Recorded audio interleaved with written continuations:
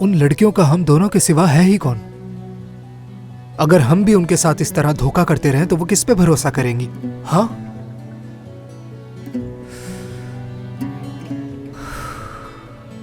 मैं जानता हूं गलती हो गई है मुझसे। तुम तो नाराज ना हो ना?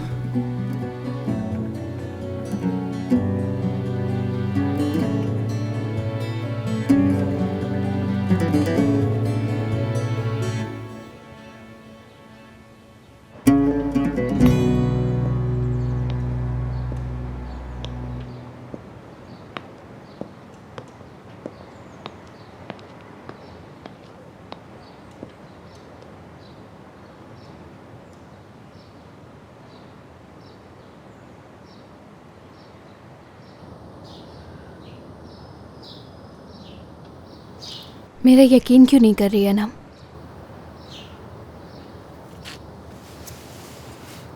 अनम, अगर उरूज तुम्हें आकर कुछ भी कहेगी मेरे बारे में तो क्या तुम यकीन कर लोगी उसकी बात पर? क्या वाकई ऐसा है?